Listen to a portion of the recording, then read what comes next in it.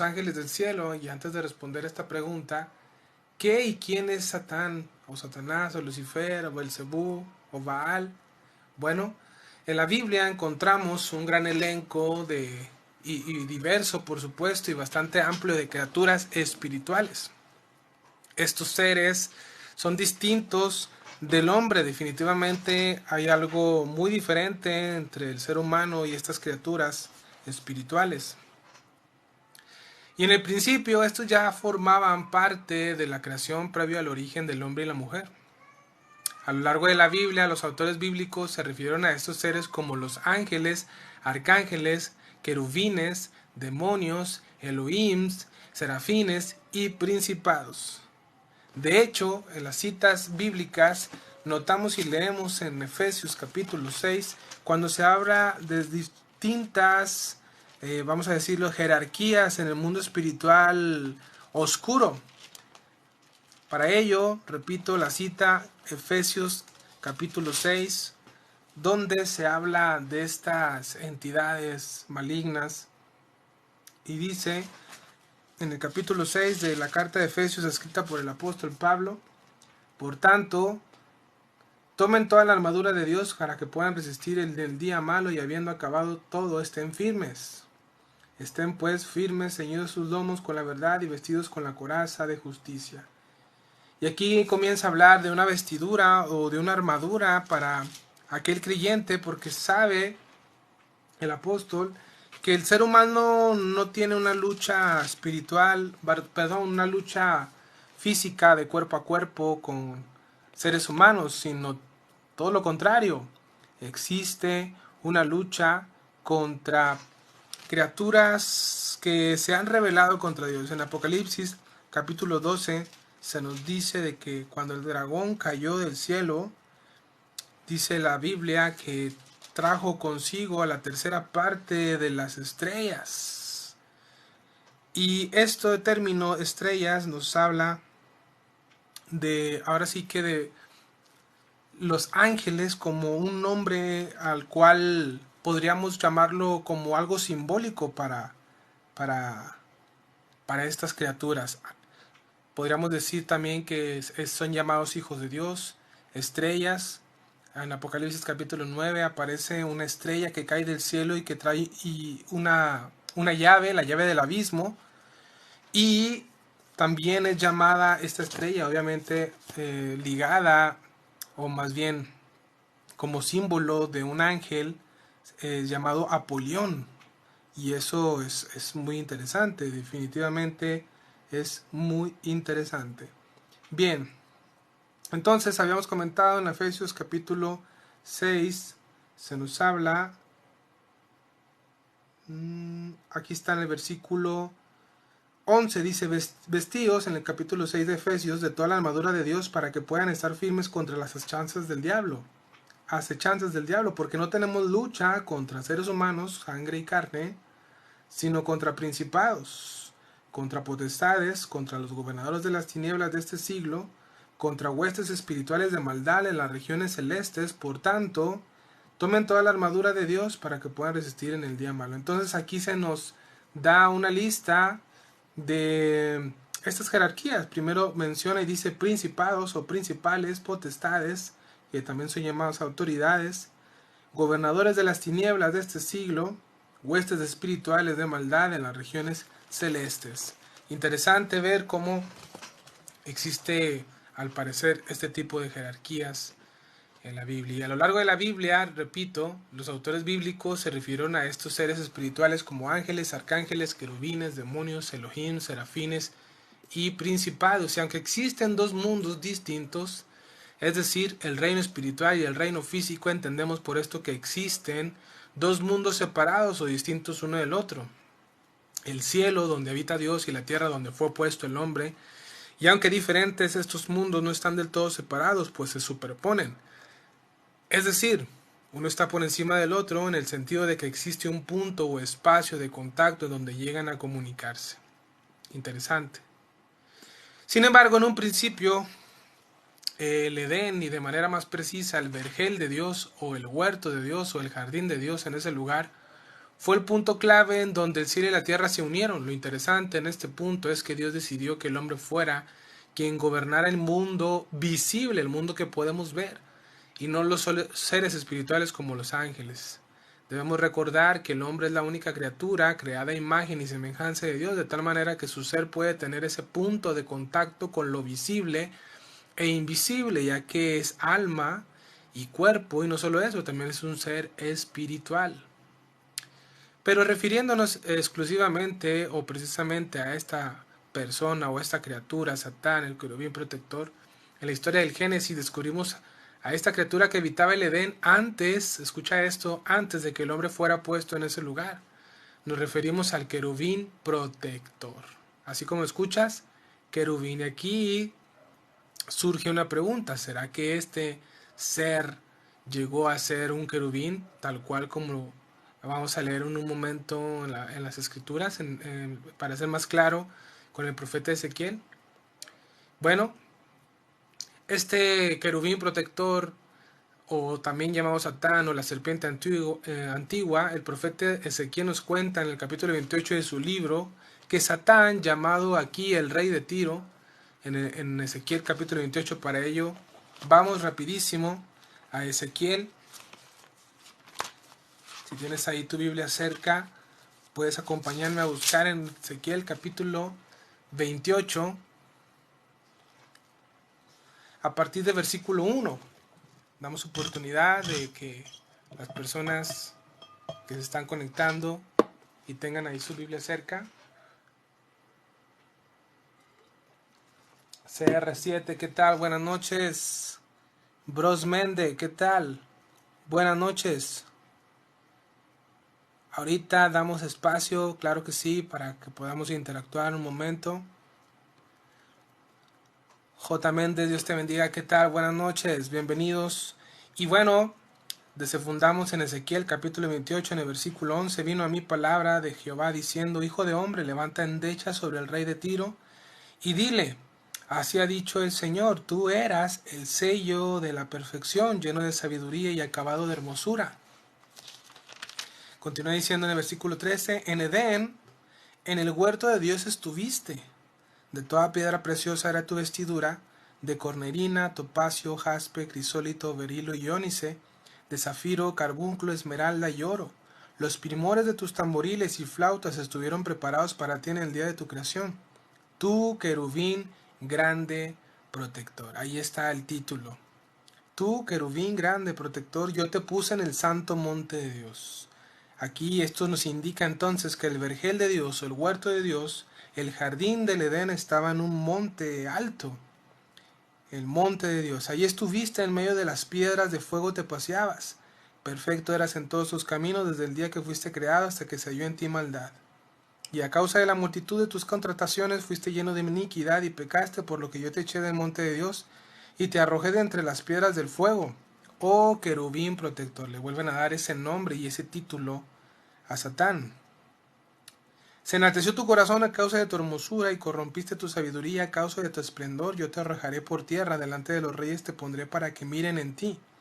Con la multitud de tus maldades y con la iniquidad de tus contrataciones profanaste tu santuario. Yo pues saqué fuego de medio de ti, el cual te consumió y te puse en ceniza sobre la tierra a los ojos de todos los que te miran. Todos los que te conocieron de entre los pueblos se maravillarán sobre ti, espanto serás y para siempre dejarás de ser. Interesante. Vemos cómo el profeta Ezequiel, inspirado por el Espíritu de Dios, en Ezequiel capítulo 28 le da este título a Satán, el querubín protector. Y hemos mencionado cómo en la historia del Génesis esta criatura habitaba en el Edén, en el jardín, en el huerto de Dios, antes de que el hombre fuera puesto en ese lugar. Y nos referimos una vez más al querubín protector, también conocido como Satán o la serpiente antigua. Sin embargo, vemos que antes de su caída seguramente fue un querubín. ¿Será acaso que formó parte del círculo íntimo de Dios? En Apocalipsis se nos cuenta de 4 seres vivientes que son descritos como querubines. ¿Será acaso que Satán, antes de su caída, fue el quinto miembro de ese círculo íntimo que guardaba y vigilaba la gloria de Dios? Seguramente así fue. Dice ahí la escritura en la Biblia que él era el sello de la perfección, que era una persona, un ente lleno de sabiduría y que era hermoso. Menciona que en Edén, es decir, en el huerto de Dios, estuvo vestido de piedras preciosas, apuntando también a que tuvo un oficio importante en la música del cielo, y no solo eso, sino que probablemente, dado las características que se describen de su vestidura, es que probablemente tuvo un oficio aparentemente sacerdotal, ya que los vestidos que se describen son muy similares a los descritos para el sacerdocio de Aarón, el hermano de Moisés, que iban a ejercer este sacerdocio de la tribu de Leví. Interesante. El título Querubín Grande Protector nos habla de una delegación y un propósito importantes, y al haber sido puesto en el santo monte de Dios, que entendemos según el pasaje, ese monte santo es donde estaba ubicado el jardín del Edén, en donde esta criatura estuvo en medio de las piedras de fuego paseándose. La pregunta es, ¿qué significa estas piedras de fuego? ¿Y qué significa que se paseaba ahí? Bueno, una posible referencia, este término de piedras de fuego, seguramente se refiere a los seres espirituales llamados serafines, ya que el título serafín en hebreo es seres ardientes o que arden. También significa serpiente. Otra interpretación nos dice que el suelo de ese entonces en el Edén pareciera que en ese entonces estaba cubierto de piedras preciosas o gemas hermosas de toda clase. Y de esta forma la comunidad con Dios, es decir, esta comunión con Dios en el Edén significaba estar rodeado de belleza y de luces, algo pues aparentemente, pues, ¿cómo lo diremos? ¿Cómo lo expresaremos? Como si fuera una especie de concierto de luces hermosas, preciosas, de todo tipo, de todo color.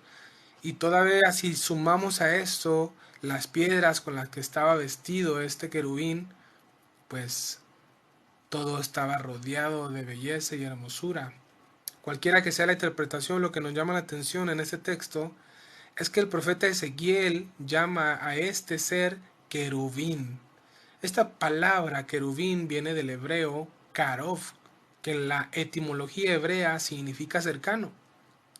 La palabra también querubín en el hebreo, que es querub, significa toro, próximo o segundo. Interesante.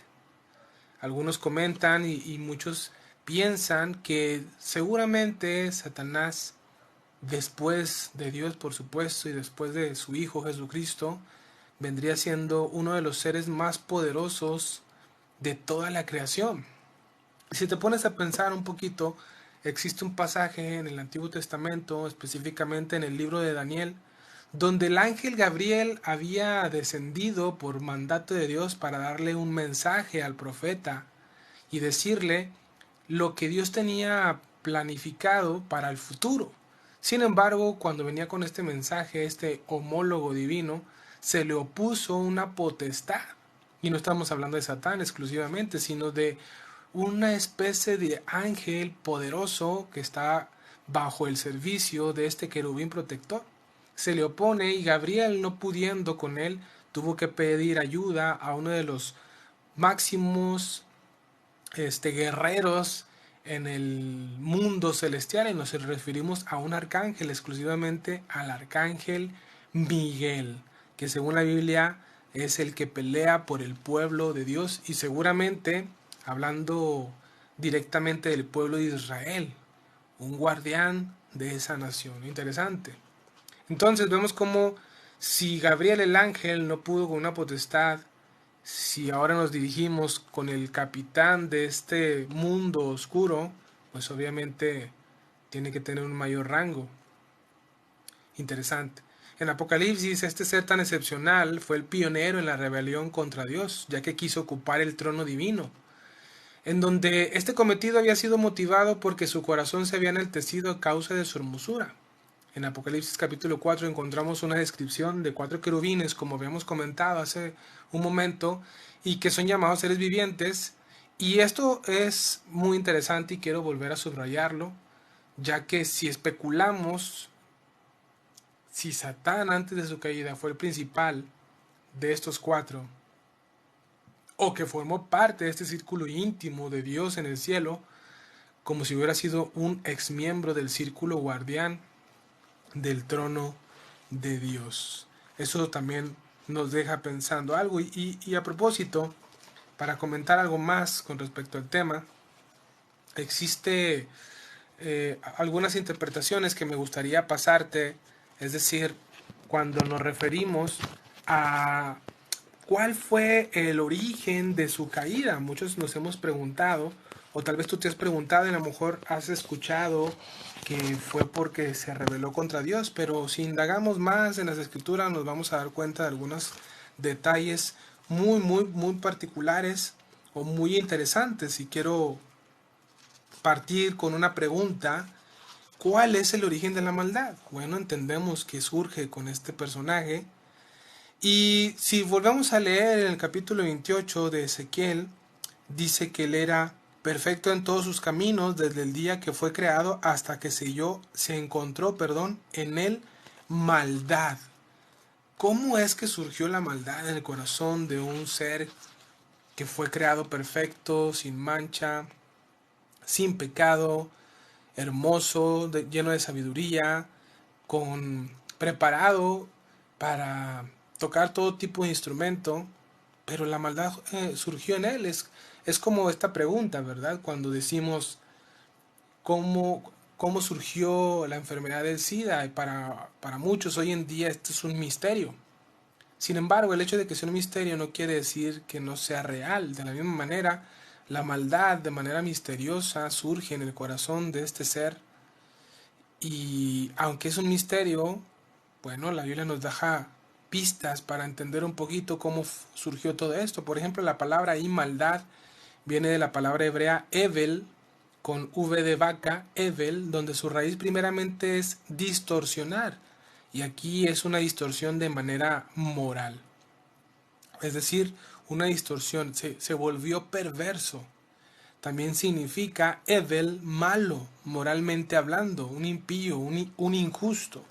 Si seguimos leyendo, ahí en el versículo que citamos en Ezequiel 28, dice que se encontró en él maldad, que ya dijimos la definición en hebreo, y dice que por la multitud de sus contrataciones. Esto también está interesante. ¿Cómo que por la multitud de sus contrataciones? Bueno, déjenme acomodar aquí mi Biblia, que es donde estoy citando los pasajes.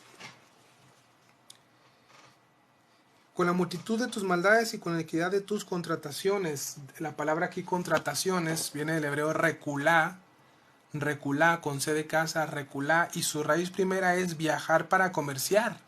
También significa comercio o mercadería. Es decir, ¿será acaso que después de que se le da el oficio de ser uno de los principales en la adoración, lleno de hermosura y con este oficio aparentemente sacerdotal, teniendo mucho poder en un rango muy alto, pues empezó a hacer negocio con su vocación? Pero ¿qué tipo de negocio hizo? ¿Qué tipo de mercadería? ¿Será que empezó a vender de manera, vamos a decirlo, perversa, los dones que Dios le había dado para un oficio exclusivo, y él los empezó a usar para otros fines totalmente torcidos o lucrativos? No que existan tianguis en el cielo, a eso no me refiero, sino que de alguna manera comenzó a querer hacer un negocio en el cielo, tal vez para cambiar la adoración en vez de Dios hacia él mismo. Seguramente fue así. También dice en la Biblia: se enalteció tu corazón a causa de tu hermosura, corrompiste tu sabiduría a causa de tu esplendor. Y en el 16 dice: a causa de la multitud de tus contrataciones fuiste lleno de iniquidad. Fuiste lleno, se llenó de iniquidad. Y esta palabra iniquidad del hebreo jamás, con K al principio, KJ, jamás, jamás, donde su raíz primera es un ser violento.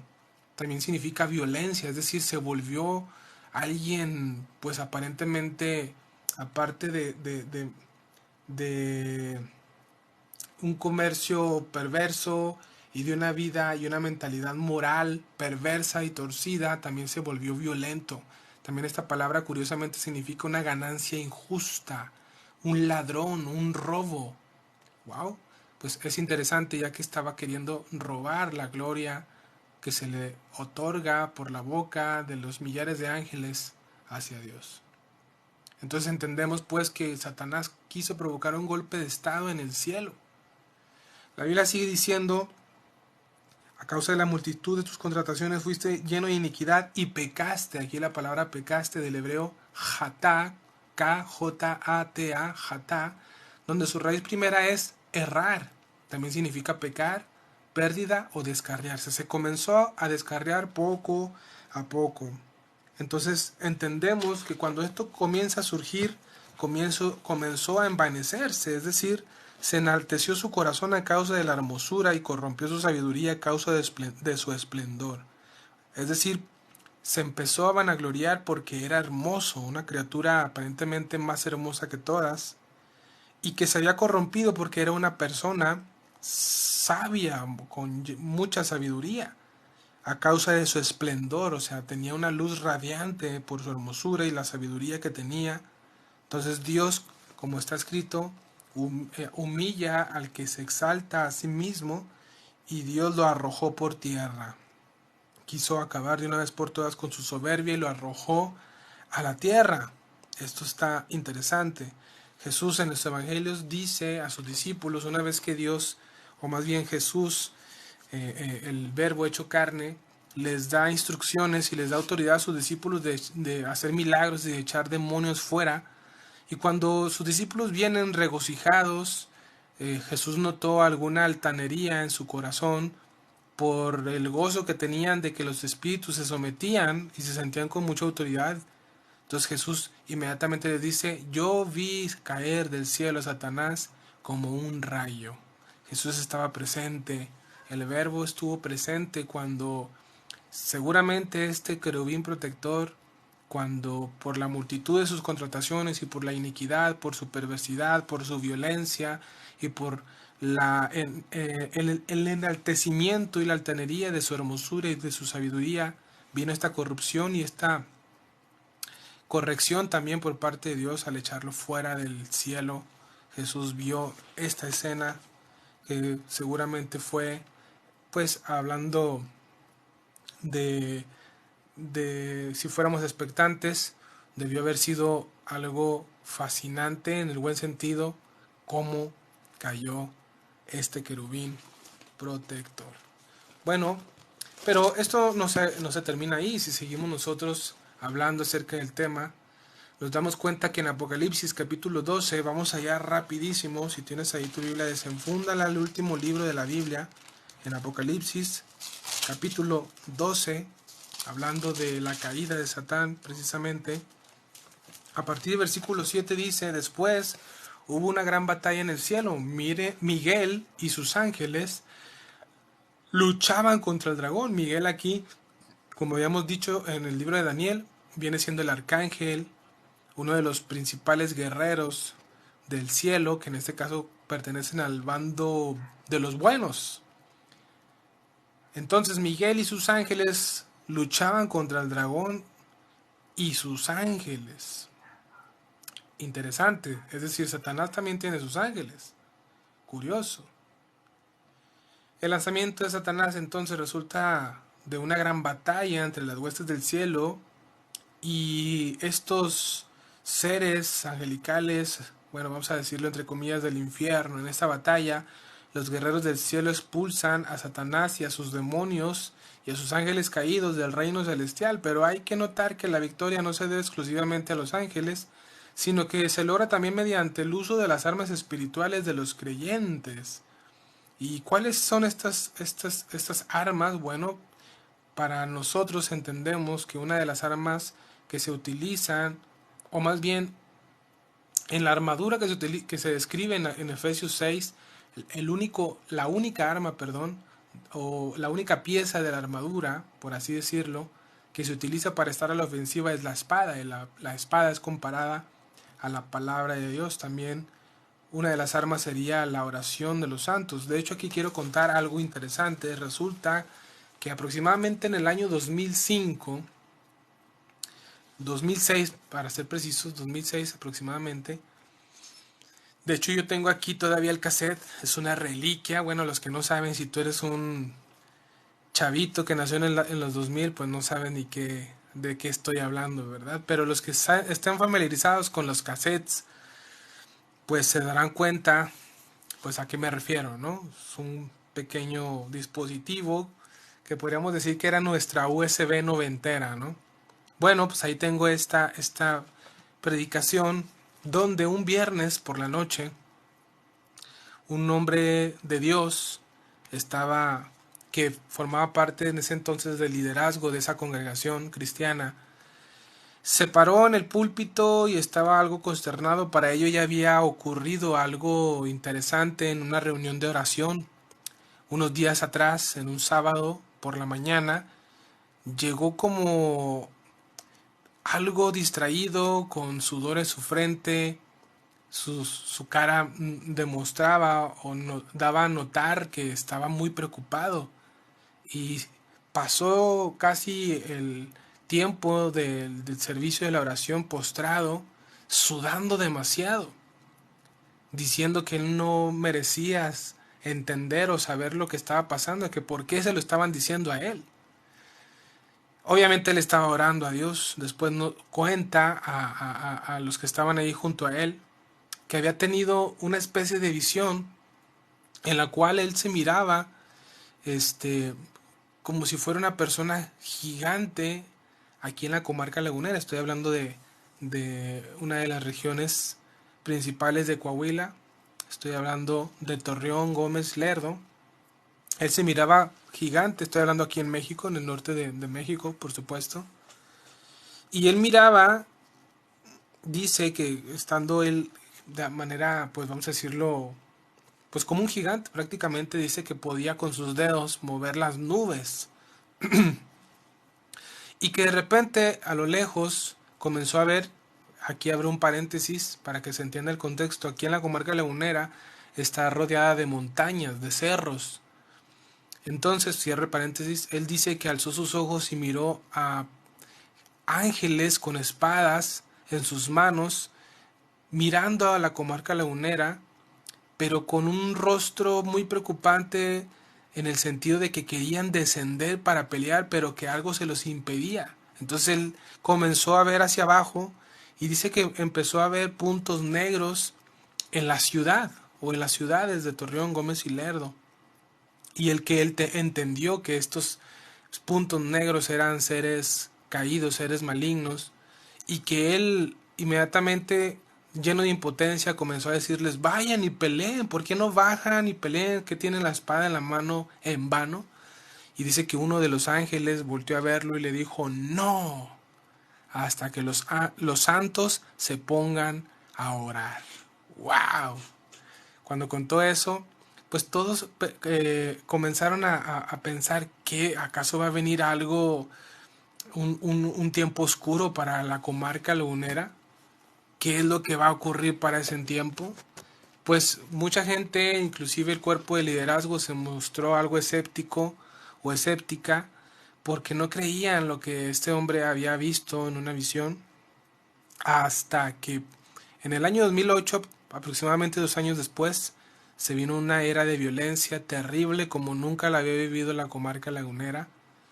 Pero fue algo, yo que estuve en esa época viviendo todo esto, era de ver cuerpos colgados en los principales puentes de la ciudad. Es día tras día estar escuchando ráfagas de fuego durante el día, inclusive por la tarde, por la noche, persecuciones. Esto parecía una película de Hollywood, algo muy parecido a lo que estuvo pasando acá en el norte, en Culiacán, recientemente en México. Los que escucharon del tema, o los que son mexicanos, sabrán a qué me refiero. Y esto era algo de todos los días. Y bueno, mucha gente empezó a prestar atención a lo que este hombre pues había dicho, y de hecho su servidor se quedó con esa reliquia, es decir, con ese cassette guardado para, pues, como una evidencia de que Dios sigue hablando. Y ahora quiero decir y comentar que esto no quiere decir que sea una norma, que cualquier visión que uno tenga, cualquier sueño que uno tenga, pues ya, ¿verdad? pues somos los profetas de profetas o... No, para nada, no podemos añadirle nada a la palabra de Dios. Sin embargo, es evidente que Dios sigue mostrando a su pueblo, tal vez eh, para que estén precavidos, para que tengan discreción, para que se pongan a orar. De hecho, Charles Spurgeon decía que Dios, antes de hacer algo, movía el corazón de su pueblo para que orara y clamara. Y aquí hablamos cómo, entonces, si es así, nuestras oraciones pueden, de manera, entre comillas, decir, mover el mundo espiritual a nuestro favor. Por eso una y otra vez los apóstoles nos dicen, no dejen de orar. Y Jesús inclusive cuenta una parábola diciendo acerca de la importunidad en la oración. Y habla de cómo una anciana fue a molestar a alguien que era conocido por ser un juez injusto, pero por estar, insiste, insiste, y este juez injusto solamente para que ya no lo molestaran, dijo, ya háganle caso a esta señora, que me deje en paz y cúmplale lo que me está pidiendo. Y Jesús diciendo, si así este juez injusto se mostró, ¿cómo no se mostrará el juez justo de toda la eternidad, nuestro Dios, para contestar las oraciones de su pueblo? Interesante. Siguiendo leyendo en Apocalipsis capítulo 12, en el versículo 8, en esta guerra, dice, pero no prevalecieron, ni se halló ya lugar para ellos en el cielo, versículo 9, y fue lanzado fuera el gran dragón, la serpiente antigua, que se llama Diablo y Satanás, el cual engaña al mundo entero, fue arrojado a la tierra y sus ángeles fueron arrojados con él. Entonces oí una gran voz en el cielo que decía, ahora ha venido la salvación, el poder y el reino de nuestro Dios y la autoridad de su Cristo, porque ha sido lanzado fuera el acusador de nuestros hermanos, el que los acusaba delante de nuestro Dios día y noche. Bueno, vemos que esta palabra de Apocalipsis se ha cumplido en el pasado, porque ya Satanás obviamente había caído, según nos cuenta Ezequiel. Sin embargo, va a haber otro intento aparentemente de Satán y sus ángeles de pelear otra vez para tratar de querer destronar a Dios, es decir, como un segundo golpe celestial, un golpe de estado celestial por parte de Satanás, ya que en el primero pues no lo pudo lograr y seguramente está planificando uno segundo antes de que Jesucristo regrese a la tierra. Y esto también está muy interesante, ¿verdad?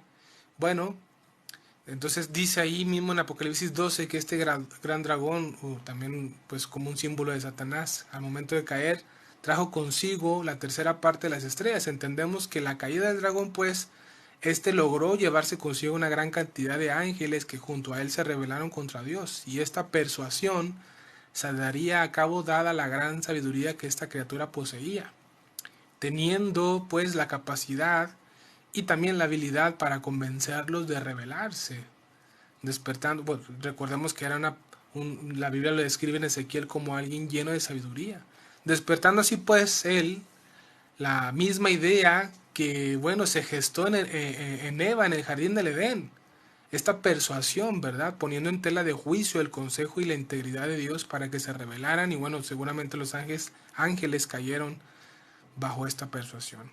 Entonces, al igual que estos seres, el hombre y la mujer son persuadidos a rebelarse y aceptan esta oferta de querer ser igual a Dios, algo que comúnmente o usualmente hoy se ve. El hombre quiere llegar a ser a Dios y sigue siendo la misma herramienta y la misma persuasión. Entonces el hombre desobedece el consejo divino y en este caso en el Edén, por desobedecer, vino la muerte, pero no vino inmediatamente físicamente, sino que fue primeramente espiritual y esta muerte espiritual incluye una separación de Dios. Y al ser engañados por la serpiente antigua, el hombre y la mujer son echados también fuera de la montaña en donde se encontraba el jardín de Dios. Conforme hemos leído en la Biblia en Ezequiel, detrás de esta acción se encontraba la misma rebelión ocurrida anteriormente y así como fueron manipulados el hombre y la mujer, los seres humanos siguen siendo influenciados por estos seres espirituales rebeldes para gobernar la tierra en sus propios términos sin Dios.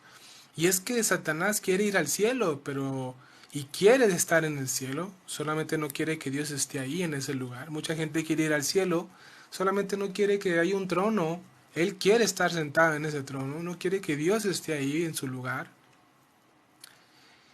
Y en este intento vemos cuando esta alianza, por así decirlo, esta coalición de estos seres caídos y los hombres que se rebelan contra Dios, vemos los indicios o los comienzos de esta coalición en la Torre de Babel.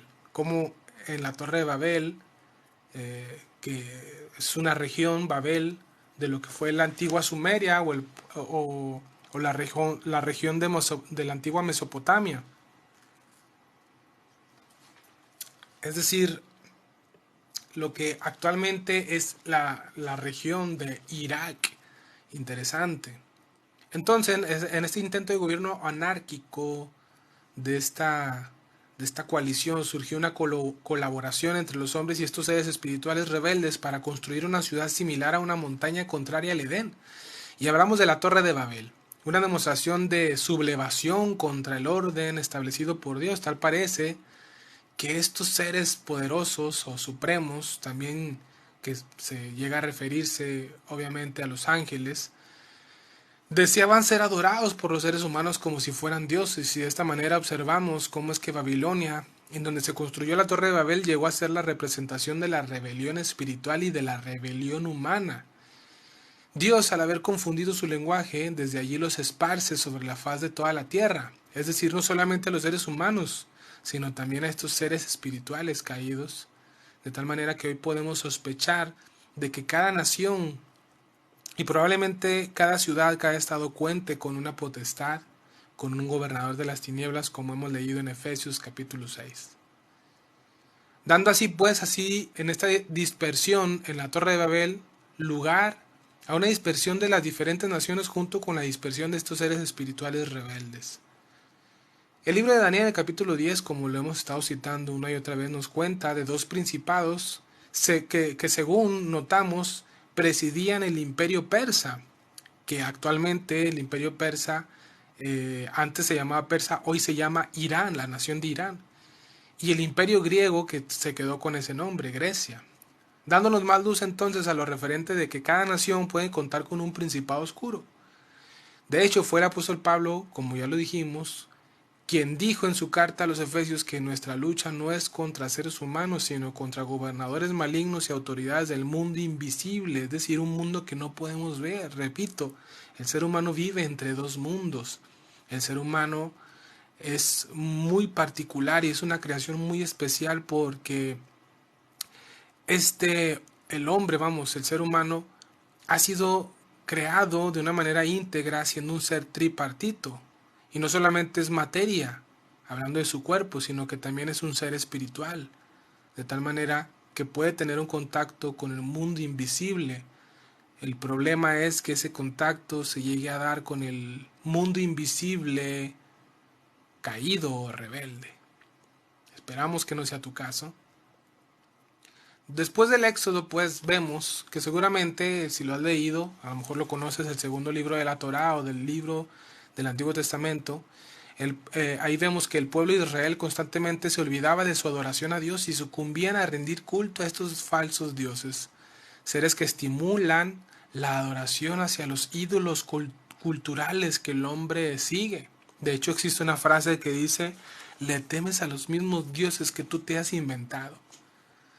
Estos seres que estimulan esta adoración hacia estos ídolos culturales, que ahora entendemos que son estos seres espirituales rebeldes que siguen manipulando e influenciando a los seres humanos a rebelarse contra Dios y a su orden divino.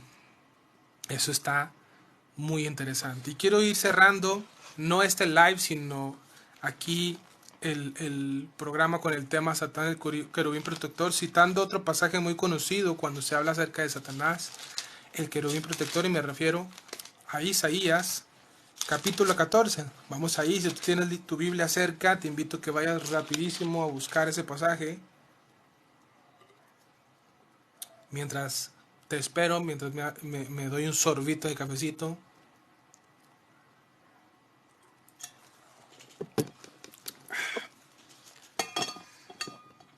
Por este tipo de temas y lectura de la palabra, por supuesto, un cafecito nos cae muy bien. Vamos a Isaías capítulo 14 y lo leemos en el versículo 12 y dice, ¿cómo caíste del cielo, oh lucero? De ahí el nombre Lucifer. Hijo de la mañana, Tal vez este término se refiera a el esplendor de luz que emanaba este hijo de la mañana, también es hijo del alba. Interesante. Dice, cortado fuiste por tierra, tú que debilitabas a las naciones, tú que decías en tu corazón, subiré al cielo en lo alto, junto a las estrellas de Dios, junto a los ángeles. Levantaré mi trono y en el monte del testimonio me sentaré a los lados del norte. Sobre las alturas de las nubes subiré y seré semejante al Altísimo, mas tú derribado eres hasta el Seol, es decir, al lugar de los muertos. Aún a los lados, del abismo se inclinarán hacia ti los que te vean, te contemplarán diciendo, ¿es este aquel varón que hacía temblar la tierra, que trastornaba los reinos, que puso el mundo como un desierto? Y sigue diciendo,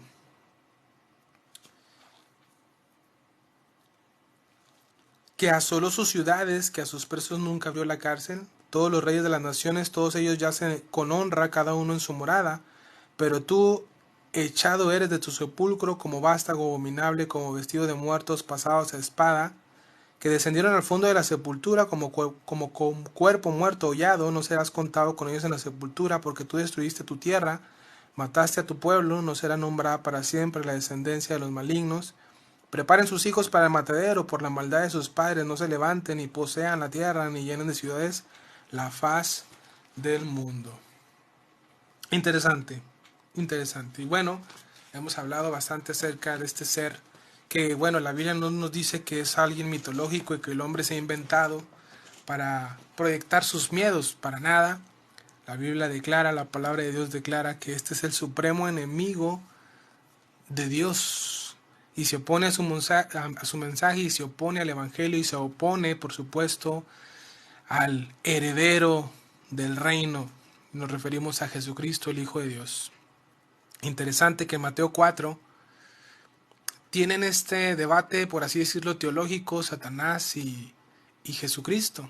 El verbo hecho carne en la tierra estuvo en ayuno y teniendo ya 40 días sin comer, vino el tentador en su momento de vulnerabilidad y necesidad humana y le dice a Jesús, si eres el Hijo de Dios, di que estas piedras se conviertan en pan.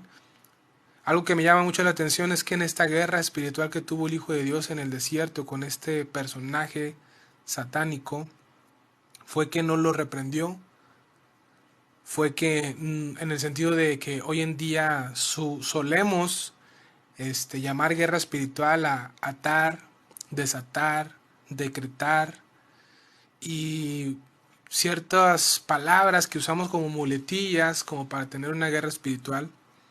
Sin embargo, Jesús usa la palabra de Dios. Le dice a Satanás, escrito está, no solo de pan vivirá el hombre. Jesús está citando Deuteronomio, el quinto libro de la Torah, el quinto libro del Antiguo Testamento. Satanás, al ver que Jesús cita la Biblia, recuerden que la palabra de Dios es comparada a una espada. Entonces aquí el hombre, Jesús, está utilizando la espada del Espíritu. Y Satanás al ver que utiliza la Biblia, también saca la misma espada y le dice, tú tienes esa espada, yo también tengo una parecida. Y Satanás le cita el Salmo 91. Aparentemente Satanás conoce las Escrituras. Seguramente después de Jesucristo el teólogo más fuerte que puede existir a nivel global. Satanás conoce la Biblia y utiliza un verso del Salmo 91, le dice, mírame, vamos aquí al pináculo del templo y aviéntate porque también está escrito, a sus ángeles mandará para que tu pie no tropiece en piedra y en sus manos te sostendrán. La pregunta es, ¿esto es bíblico? ¿Está tal cual y textual, así lo dice literalmente el Salmo 91? Por supuesto. Sin embargo, Satanás siempre va a usar la palabra para tergiversarla y torcerla. Jesús, conociendo la Biblia y sabiendo las maquinaciones de este ente, le responde con la misma palabra, saca la espada una vez más y vuelve a citar un pasaje de Deuteronomio y le dice, no tentarás al Señor tu Dios. Y Satanás, queriendo ahorrarle a Jesús el martirio y el sufrimiento para llegar a ser rey a través de la cruz, pues le ofrece un reino, es decir, le ofrece ser rey de reyes en la tierra si se postra y lo adora. La pregunta es, ¿cómo puede Satanás ofrecerle los reinos de la tierra si no le pertenecieran?